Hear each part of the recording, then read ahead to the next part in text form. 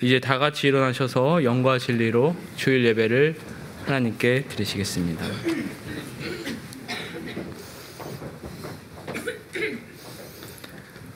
이제 그리스도 예수 안에 있는 자에게는 결코 정죄함이 없나니 이는 그리스도 예수 안에 있는 생명의 성령의 법이 죄와 사망의 법에서 너를 해방하였음이라. 아멘. 할렐루야. 성소에서 주를 찬양하여라. 권능의 궁창에서 주를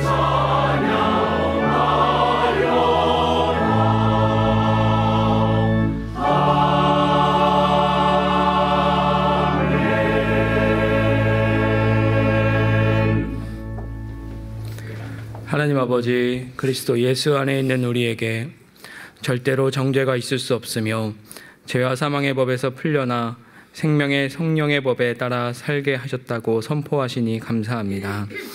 그럼에도 돌아보면 육체의 소욕을 따라 죄와 사망의 법에 매인 사람처럼 살아가며 하나님을 향한 창문을 닫고 스스로를 하나님으로부터 분리하고 어둠 속에 있었던 순간이 있음을 고백합니다. 하지만 그러한 모든 것조차 예수님께서 친히 십자가의 보혈로 용서하셨음을 신뢰하며 우리가 그리스도 안에 있는 존재임을 되새기고 찬양하게 하시옵소서.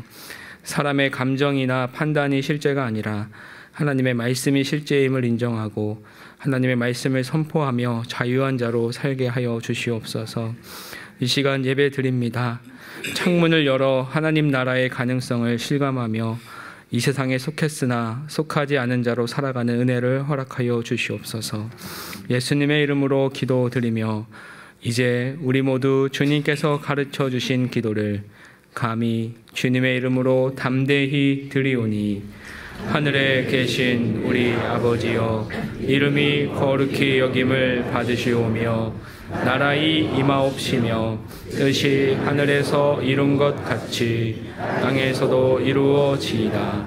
오늘날 우리에게 일용할 양식을 주옵시고 우리가 우리에게 죄 지은 자를 사하여 준 것 같이 우리 죄를 사하여 주옵시고 우리를 시험에 들게 하지 마옵시고 다만 악에서 구하옵소서. 내게 나라와 권세와 영광이 아버지께 영원히 있사옵나이다. 아멘.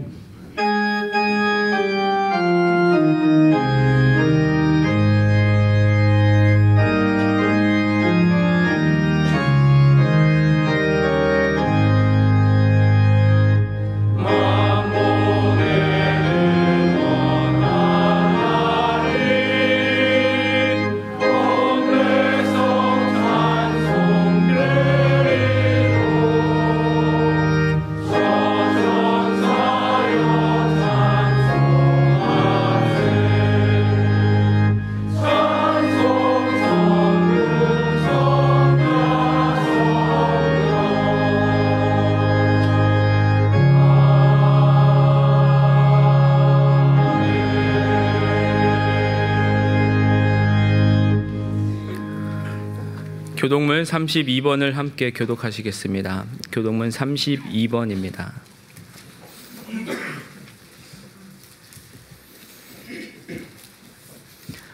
여호와여, 내가 주께 피하오니 내가 영원히 수치를 당하게 하지 마소서. 주의 위로 나를 건지시며 나를 풀어주시며 주의 귀를 내게 기울이사 나를 구원하소서. 주는 내가 항상 피하여 숨을 바위가 되소서. 주께서 나를 구원하라 명령하셨으니 이는 주께서 나의 반석이시오 나의 요새이심이니라. 나의 하나님이여, 나를 악인의 손 곧 불의한 자와 흉악한 자의 장중에서 피하게 하소서. 주 여호와여, 주는 나의 소망이시오 내가 어릴 때부터 신뢰한 이시라. 내가 모태에서부터 주를 의지하였으며 나의 어머니의 배에서부터 주께서 나를 택하셨사오니 나는 항상 주를 찬송하리이다. 아멘. 전능하사 천지를 만드신 하나님 아버지를 내가 믿사오며 그 외아들 우리 주 예수 그리스도를 믿사오니 이는 성령으로 잉태하사 공정녀 마리아에게 나시고 본디오 빌라도에게 고난을 받으사 십자가에 못 박혀 죽으시고 장사한 지 사흘 만에 죽은 자 가운데서 다시 살아나시며 하늘에 오르사 전능하신 하나님 우편에 앉아 계시다가 저리로서 산자와 죽은 자를 심판하러 오시리라. 성령을 믿사오며 거룩한 공회와 성도가 서로 교통하는 것과 죄를 사하여 주시는 것과 몸이 다시 사는 것과 영원히 사는 것을 믿사옵나이다. 아멘.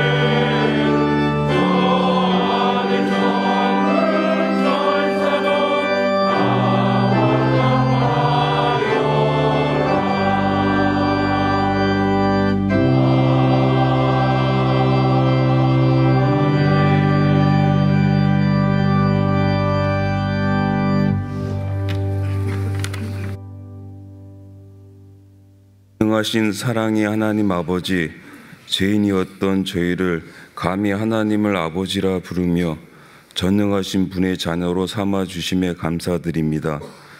보이지 않는 하나님의 형상인 예수님을 저희 가운데 보내주시고 십자가의 희생제물로 삼아 죽을 수밖에 없는 저희 죄의 문제를 완전히 해결하시고 의인 삼아 주셔서 천국의 소망을 가진 자로 살게 하심에 감사드립니다.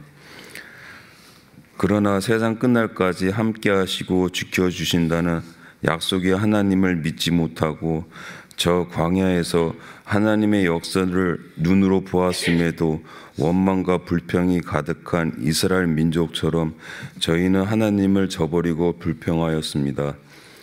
썩어져갈 육신의 욕심을 쫓고 잊혀질 권세를 바라보았습니다. 그것을 얻기 위해서 때로는 거짓과 악을 행했으며 하나님을 떠나 살 때가 얼마나 많았는지요. 세월이 지나면 늙고 죽는다는 것을 그리 보면서도 얻을 수 없다는 것을 알면서도 육신의 허상을 쫓는 저희의 죄를 용서하여 주옵소서. 비록 육신은 늙고 병들어 죽게 되지만 저희는 영원한 존재임을 잊지 않고 매일 매순간 창문을 열어 하늘로부터 내리는 하나님의 은혜와 평강을 간구합니다.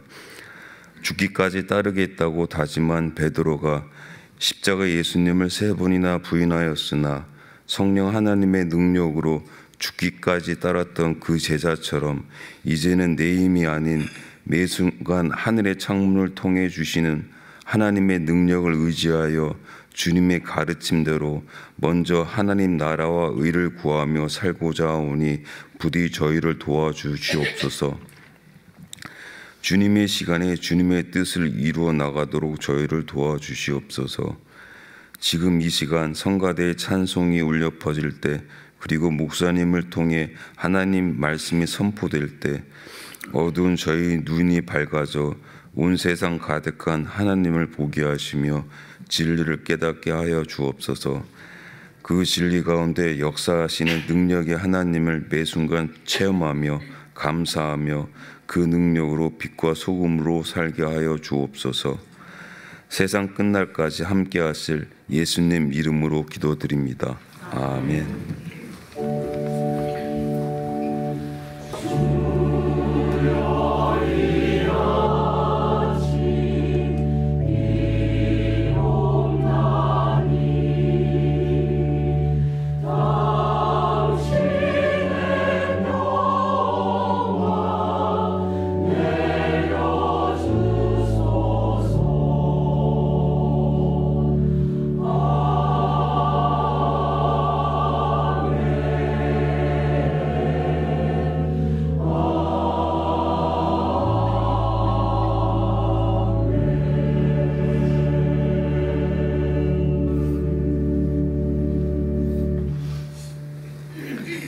교회 소식을 알려드리겠습니다.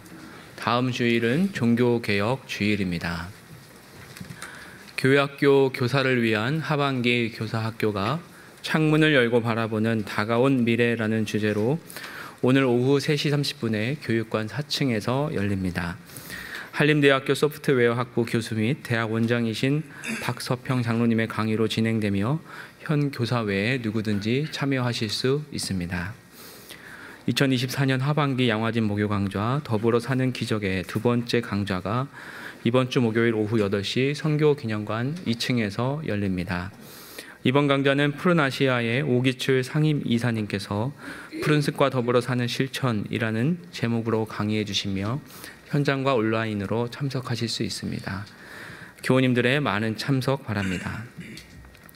우리 교회의 소명지의자 순교자의 신앙과 정신을 기억하는 한국 기독교 순교자 기념관 방문의 날이 이번 주 토요일에 있습니다. 참여를 원하시는 분은 홈페이지 신청 및 안내의 수련회 및 각종 행사에서 신청해 주시기 바랍니다.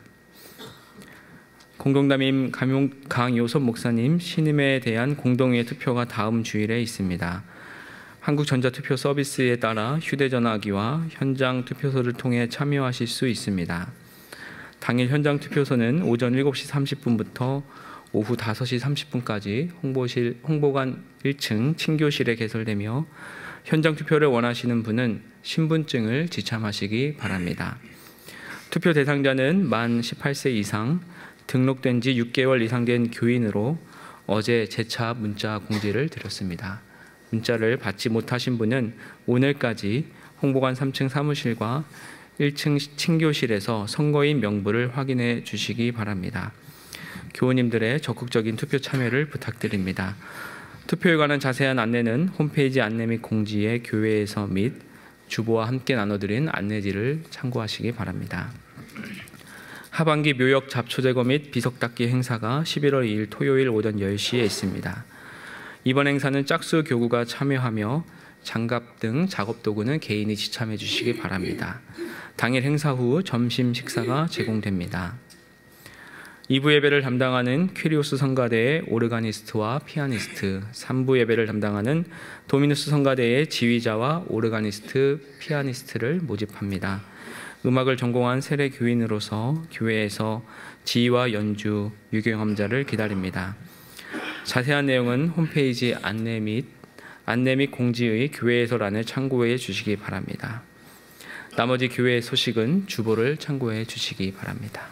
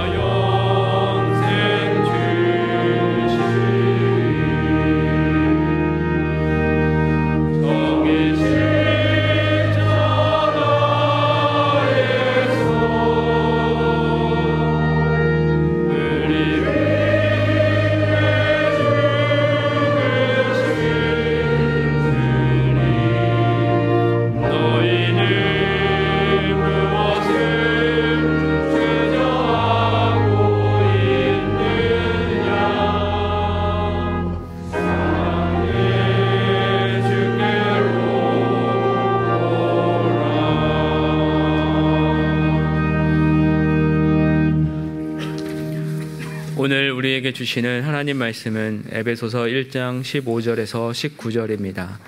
신약 성경 311쪽입니다. 에베소서 1장 15절에서 19절입니다. 제가 봉독하겠습니다. 이로 말미암아 주 예수 안에서 너희 믿음과 모든 성도를 향한 사랑을 나도 듣고 내가 기도할 때에 기억하며 너희로 말미암아 감사하기를 그치지 아니하고 우리 주 예수 그리스도의 하나님 영광의 아버지께서 지혜와 계시의 영을 너희에게 주사 하나님을 알게 하시고 너희 마음의 눈을 밝히사 그의 부르심의 소망이 무엇이며 성도 안에서 그 기업의 영광의 풍성함이 무엇이며 그의 힘의 위력으로 역사하심을 따라 믿는 우리에게 베푸신 능력의 지극히 크심이 어떠한 것을 너희로 알게 하시기를 구하노라. 아멘.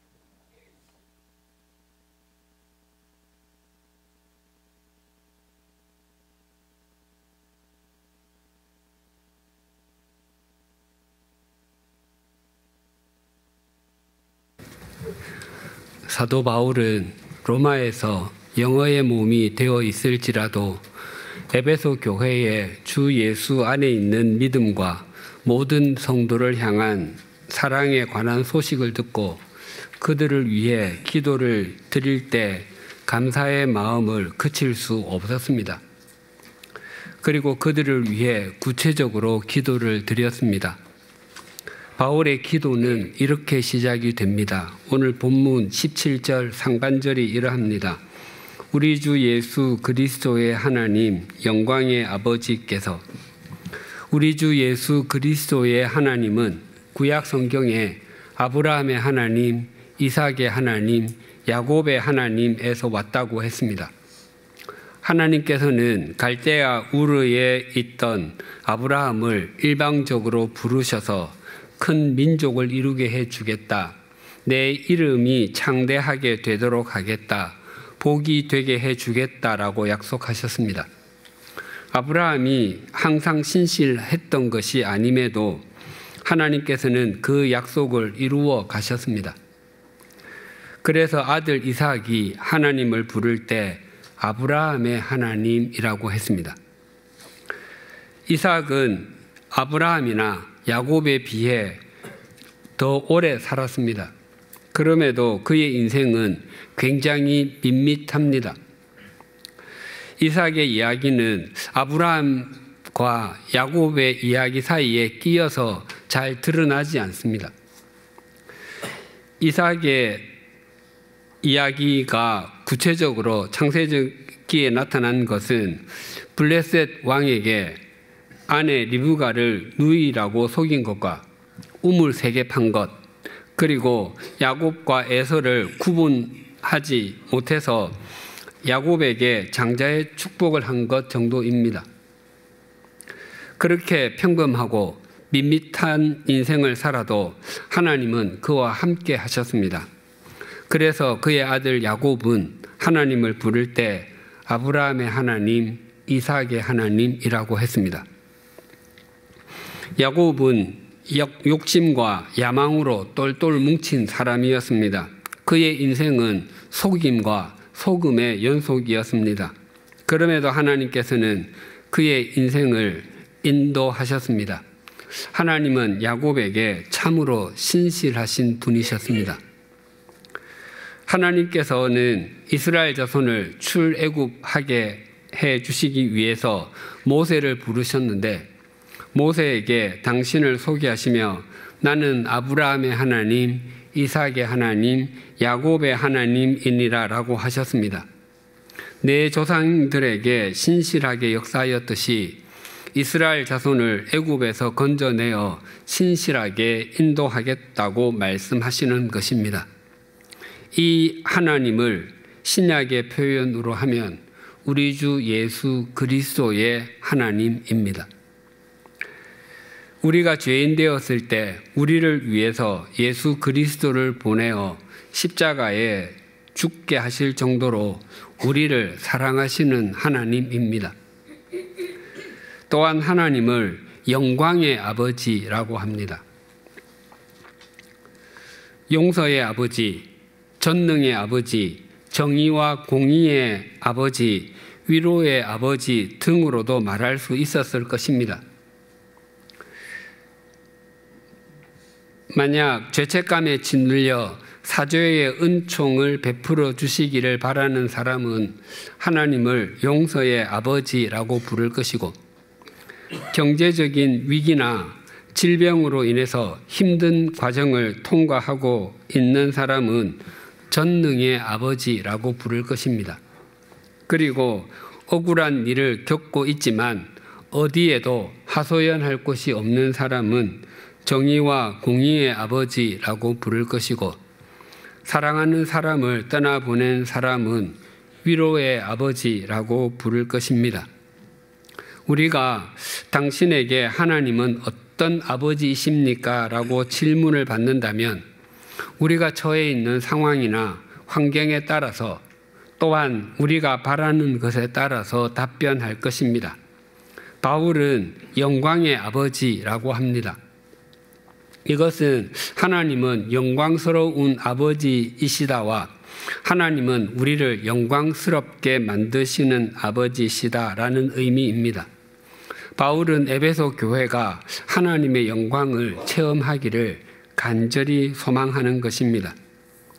우리 인간은 자신의 영광을 제1순위에 두곤 하기에 자기 중심적인 경우가 많습니다.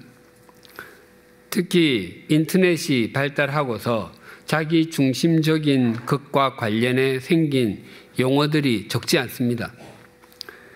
예를 들면 일부러 특이한 행동을 하여 다른 사람들에게 관심을 받는 것을 즐기는 사람을 속되게 이르는 말이 관종, 관심종자입니다. 또 관심을 끌고 분란을 일으키기 위해서 인터넷 게시판 따위에 자극적인 내용의 글을 올리거나 악의적인 행동을 하는 것을 어그로라고 합니다. 어그로는 aggravation, 도발, 짜증이 단어나 aggression, 공격이라는 단어에서 왔다고 합니다. 또 유튜브나 블로그, 인스타그램 등에 올린 내용을 조금만 보여주어서 사람들에게 관심을 끄는 것을 썸네일의 문자적인 뜻은 엄지손톱입니다. 썸네일이라고 합니다. 관종, 어그로, 썸네일 등이 모두 자기 중심적인 사고에서 일어나는 일입니다. 그리고 이러한 모든 행위를 트롤링이라고 합니다. 트롤링은 고속으로 달리는 선박 위에서 낚싯줄을 던져서 물고기를 유인하는 것으로 낚시를 하는 것을 뜻하는 말입니다. 이런 것 외에도 사람이 얼마나 자기 중심적인지를 아주 쉽게 확인하려면 단체 사진을 찍어보면 압니다. 단체 사진에서 가장 잘 찍은 사진은 언제나 자기 모습이 잘 나온 사진입니다. 구도가 얼마나 좋은지, 배경과 얼마나 잘 어울리는지, 날씨가 맑고 흐린지 등은 아무것도 중요하지 않고 오직 한 가지, 내가 얼마나 잘 나왔는지입니다. 내가 환하게 웃고 있고 자연스러운 자세를 취하고 있으면 잘 찍은 사진이지만 내가 인상을 찌푸리고 있거나 다른 데를 보고 있는 사진, 앞사람 때문에 내 얼굴이 반만 나온 사진, 특히 내가 찍히지 않는 단체 사진은 언제나 잘못 찍은 사진입니다. 그래서 우리는 하나님의 영광보다 자신의 영광이 더 중요하게 여기곤 합니다. 하나님께서 우리를 창조하신 가장 큰 목적이 하나님의 영광을 드러내기 위함임에도 말입니다.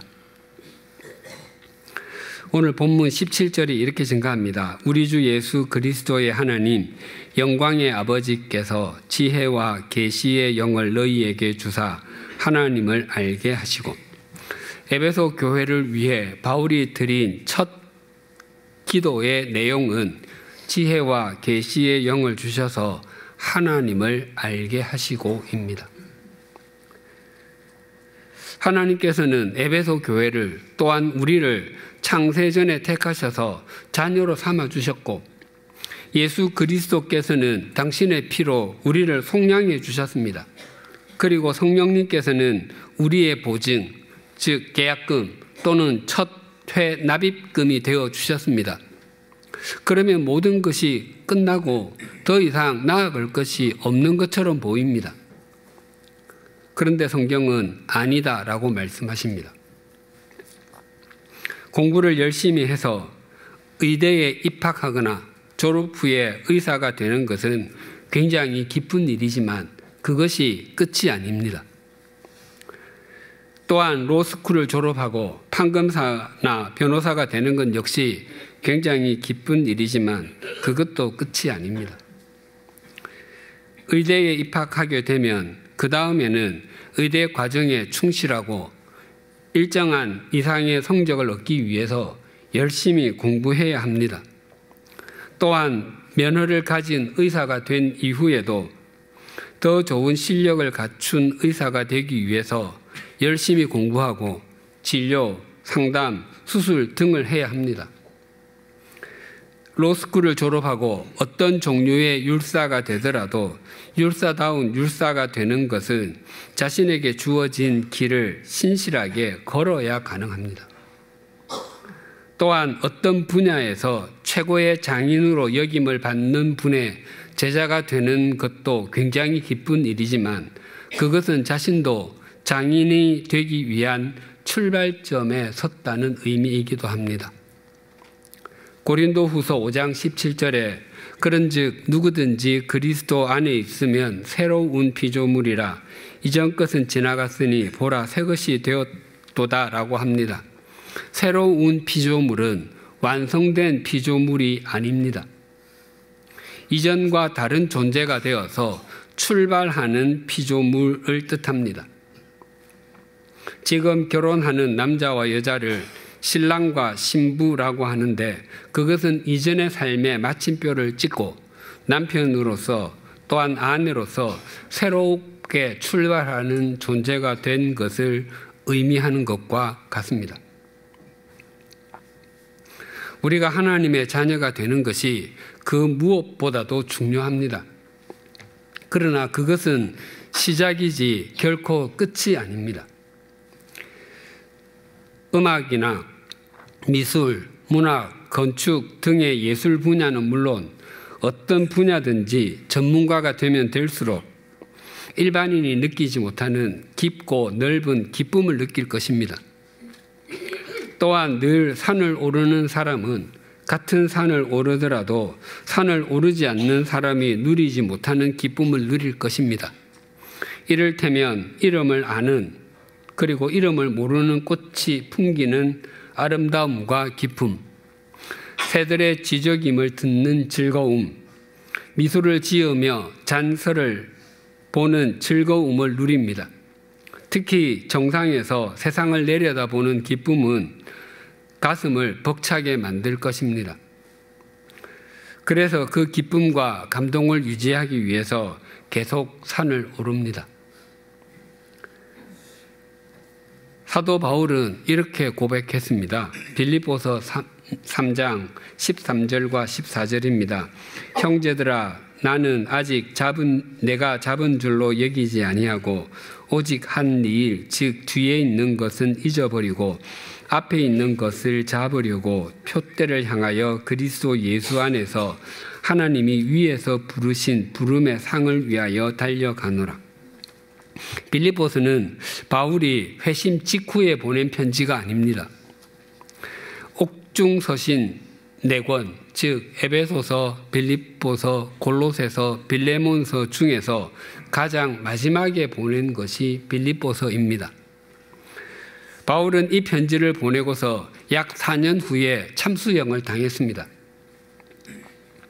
바울이 빌립보서를 보낼 때가 50대 후반이었고 다메섹으로 가다가 부활하신 예수 그리스도를 뵙고 사도가 된 지는 약 30년이 지났을 때였습니다. 그럼에도 바울은 이미 잡았다고 말하지 않습니다.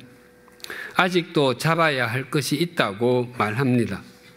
그리고 하나님께서 위에서 부르신 부름의 상을 받을 때까지 달려간다고 합니다. 아마 바울이 1차적으로 생각했던 위에서 부르신 부름의 상은 자신과 같이 예수 그리스도께 적대적이었던 사람을 불러주시고 사역을 맡겨주신 소명이었을 것입니다. 우리에게도 동일하게 부르심 자체가 상입니다. 세상에는 우리보다 훨씬 더 총명하고 훨씬 더 선한 사람이 적지 않습니다. 그럼에도 불구하고 우리를 왜 그들보다 먼저 불러주셨는지 그 이유를 우리는 알지 못합니다.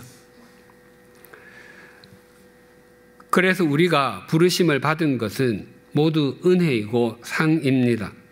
그러나 부름의 상은 불러주셨다는 것으로 끝나지 않습니다. 그것보다 더 중요한 것은 부르심을 받고서 어떻게 사느냐입니다. 남들이 앉고 싶은 자리에 앉아서 자신에게 주어진 기간 동안 그 역할을 잘 감당하고 아름답게 마무리를 짓는 사람이 있는 반면에 여러 가지 비리에 연루되어서 도중에 옷을 벗어야 하는 사람도 있습니다. 바른 삶이 부르심을 더욱 아름답고 거룩하게 만듭니다. 또한 바울은 이 말씀을 기록하면서 당시 경기장에서 경기가 잘 보이는 곳에 귀빈석이 있었고 거기에 통치자들이 앉아있는 모습을 그렸을 것입니다. 마라톤 경기에서 1등이 도착하면 나팔수가 축하 나팔을 불었고 1등한 선수의 이름과 그의 아버지의 이름을 불렀습니다. 그리고 국제 경기에서는 국가명도 불렀습니다. 선수는 자신의 이름이 불리면 위로 올라가서 상을 받았습니다. 우리도 이 땅에서 우리 각자의 부름의 상을 향해서 달려가기를 마친 후 하나님 나라에 입성하게 되면 천사들이 나팔을 불고 우리의 이름을 불러줄 것입니다. 그리고 하나님께서 주시는 상을 받게 될 것입니다. 제가 30살부터 전임 교역자로 사역을 시작해서 이제 29년이 지났습니다. 교육 전도사를 했던 것까지 합하게 되면 2년 6개월이 더해집니다. 주님의 부르심이 너무도 또렷했기에 목회자의 길로 들어섰는데 참 많이 힘들었습니다.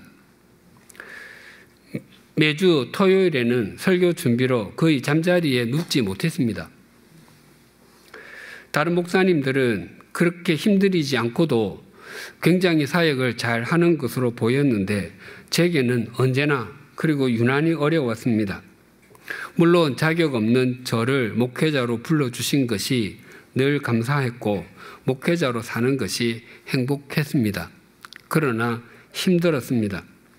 혹 10년 정도 지나면 사역이 익숙해지지 않을까를 생각했습니다. 그래서 40살이 되기를 간절히 바랐습니다. 그러나 40살이 되어도 사역은 쉽지 않았고 익숙해지지 않았습니다. 혹 50살이 되면 사역이 익숙해지지 않을까를 생각하기도 했습니다. 그러나 50살이 되었을 때도 여전히 목회는 어려웠고 눌림이 컸습니다. 그리고 또 10년에 가까운 세월이 더 지났고 이제 은퇴까지 몇 년이 남지 않았습니다. 아주 분명하고도 또렷하게 확인되는 것은 목회는 결코 자기의 능력으로 하는 것이 아니고 날마다 하나님의 도우심을 구해야 하는 것이고 하나님의 인도하심에 순종해야 하는 것이며 하나님께서 은혜를 베풀어 주셔야 가능하다는 것입니다. 그리고 지금까지 사역해 오면서 한 가지 좀 더 선명해지는 것은 하나님의 생각은 사람의 생각보다 높고 하나님의 길도 사람의 길보다 높다는 것입니다. 그래서 저도 이 땅에서 마지막 숨을 내어 쉬는 순간까지 부름의 상을 위하여 달려갑니다. 17절을 다시 봉독하겠습니다. 우리 주 예수 그리스도의 하나님 영광의 아버지께서 지혜와 계시의 영을 너희에게 주사 하나님을 알게 하시고 우리가 만약 다른 교회나 기독교 기관 등을 위해서 기도를 드린다면 그 교회나 그 기관의 필요를 위해서 기도할 것입니다. 하나님, 그 교회 예배당은 지은 지가 오래되어서 손볼 곳이 적지 않습니다. 그런데 그 교회에 재정이 없습니다. 그 교회에 새로운 목회자를 뽑아야 하는데 신실한 사람을 보내주십시오. 그 교회가 점점 더 부흥하게 하시고 하나님과 세상을 섬기는 교회가 되게 해주십시오와 같은 내용을 주로 기도할 것입니다. 그런 기도가 필요하지 않은 것 아닙니다. 꼭 드려야 합니다. 다만 그런 기도만 드리면 우리의 믿음의 넓이와 깊이를 더해 가기가 어렵습니다. 바울은 에베소 교회에게 지혜와 계시의 영을 하나님께서 주셔서 하나님을 알게 해달라고 기도를 드립니다. 바울이 이런 기도를 드리는 것은 에베소 교회에는 하나님을 믿은 지 6개월 미만의 초신자만 있었기 때문이 아닙니다. 바울은 에베소 교회가 지혜와 계시의 영으로 말미암아 하나님을 더 넓고 더 깊게 알아가기를 간구하는 것입니다. 바울의 이런 기도는 이때만 드렸던 것이 아닙니다. 골로새서 1장 9절에서 12절입니다. 이로써 우리도 듣던 날부터 너희를 위하여 기도하기를 그치지 아니하고 구하노니 너희로 하여금 모든 신령한 지혜와 총명에 하나님의 뜻을 아는 것으로 채우게 하시고 주께 합당하게 행하여 범사에 기쁘시게 하고 모든 선한 일에 열매를 맺게 하시며 하나님을 아는 것에 자라게 하시고 그의 영광의 힘을 따라 모든 능력으로 능하게 하시며 기쁨으로 모든 견딤과 오래 참음에 이르게 하시고 우리로 하여금 빛 가운데서 성도의 기업의 부분을 얻기에 합당하게 하신 아버지께 감사하게 하시기를 구하노라. 바울은 골로새 교회를 위한 기도에서도 모든 신령한 지혜와 총명으로 하나님을 아는 지식으로 채우고 하나님을 점점 더 알아가는 것을 기도의 시작으로 삼았습니다. 우리가 어떤 문제로 인해서 믿음의 길에 들어설 수 있습니다. 그러나 시간이 지남에 따라서 반드시 하나님이 어떤 분이신지를 알아가야 합니다. 친구 관계든 연인 관계든 서로에 대한 알면 참 중요합니다. 처음에는 상대방이 어떤 존재인지 잘 모를 수 있습니다. 그러나 시간이 지날수록 상대방에 대해서 더 잘 알아가야 합니다. 그래야 인격적으로 친밀해집니다. 만약 친구들이 만나서 같이 운동하거나 게임을 하고 헤어지고 연인이 만나서 밥 먹고 영화 보고 헤어지기만을 반복한다면 서로 인격적으로 깊은 친밀감을 형성하기가 어려울 것입니다. 또한 함께 차와 커피를 마시면서도 일상적인 이야기, 피상적인 이야기만 주고받고 헤어진다면 오래 사귀어도 인격적인 신뢰감을 주고받는 사이는 되지 못하고 그저 그 사람만 아는 사이가 될 것입니다. 이것은 부부 사이에서도 마찬가지입니다. 부부가 함께 오래 살아도 상대를 깊이 알지 못하는 경우가 적지 않습니다. 그러다가 내 남편이 또 내 아내가 이런 사람이었다는 말인가 라고 혼자 되뇌게 됩니다. 결혼한 지 오래된 가정일수록 부부가 자기 배우자에 대해서 더 많이 알아가야 하겠다고 결심하고 배우자와 가벼운 대화부터 깊은 대화까지 나누는 것이 건강한 가정을 이루는 첩경입니다. 그래서 제가 결혼 주례를 하는 커플에게 또 저와 대화를 나누기를 원하는 커플에게 부부가 서로 대화를 많이 나누라고 말하곤 합니다. 가능한 한 어린 시절의 이야기부터 얘기 나누라고 합니다. 어릴 때 삶의 환경이 어떠했는지, 무슨 생각이 많았는지, 무슨 꿈이 있었는지, 어떤 눌림이나 열등감이 있었는지를 담담하게 나누라고 합니다. 내 배우자를 깊이 알아야 깊이 사랑할 수 있고 한 인생으로 살아갈 수 있기 때문입니다.